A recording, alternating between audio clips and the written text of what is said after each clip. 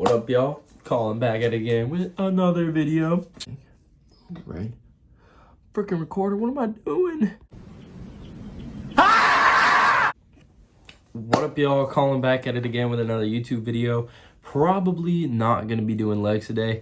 I've been doing football, some intramural football stuff. I'm just getting into it, and yeah, doing some practicing and stuff. Just trying to keep the arm there still. Because for those of you that know, I did play football in high school, quarterback. So I just like to keep the arm up, try not to lose what God gave me. But yeah, so my legs are killing me, and yeah, legs just does not sound good today. So, you know, maybe I'll change my mind, maybe I'll do something just to do something, but I also kind of want to play football again today and a few other things. So that being said,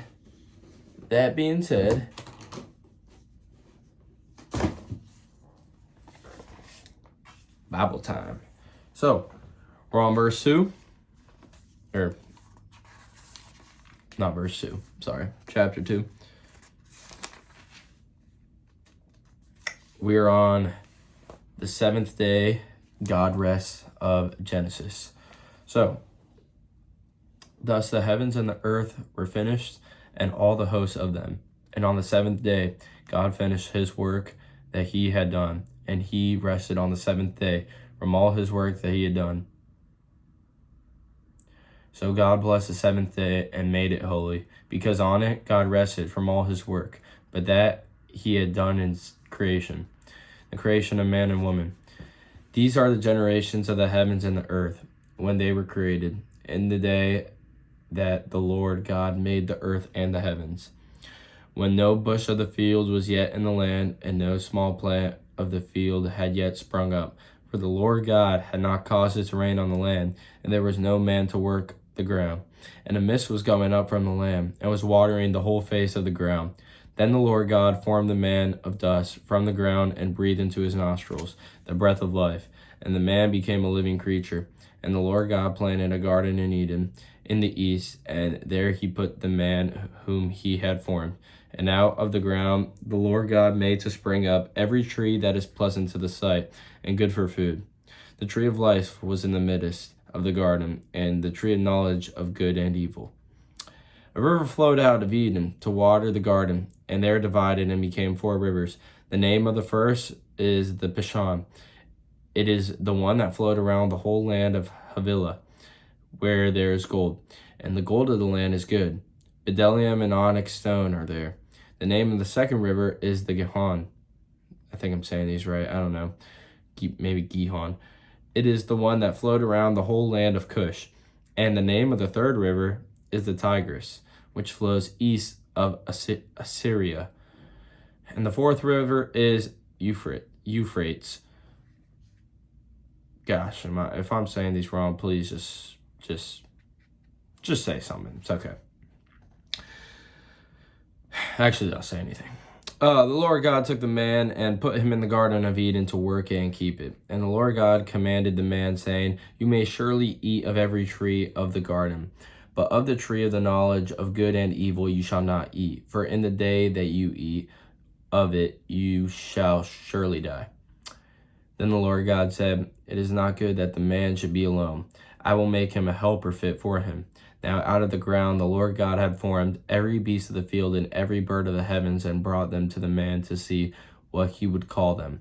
And whatever the man called every living creature, that was its name. The man gave names to all livestock and to the birds of the heavens and to every beast of the field. But for Adam there was not found a helper fit for him. So the Lord God caused a deep sleep to fall upon the man, and while he slept took one of his ribs and closed up its place with flesh. And the rib that the Lord God had taken from the man he made into a woman, and brought her to the man. Then the man said, This at last is bone of my bones, and flesh of my flesh. She shall be called woman, because she was taken out of man. Therefore a man shall leave his father and his mother, and hold fast to his wife, and they shall become one flesh. and the man and his wife were both naked and were not ashamed. And that is chapter 2. So the second chapter follows up pretty much what happened in the first chapter. So the first chapter was the first 6 days of God's creation, and the second chapter, which was showed the seventh day, emphasizes God's work of creation, which was complete and perfect. So on the seventh day, God rested, as we saw. He made the gift of rest, the Sabbath day. Sabbath being Hebrew, I believe, for stop. Correct me if I'm wrong. But it was just a day that God made to recharge physically, mentally, and spiritually. And the Sabbath, it teaches us the importance of balance in life within working and resting. And God made this day for us to rest. He also made this day holy. Holy meaning like living intentionally for God, and to be able to strengthen our relationship with God. Basically everything can be summarized through Genesis 2, 1 through 3, through the chapter of 2. So yeah, thank you guys for following me today through the second chapter of Genesis.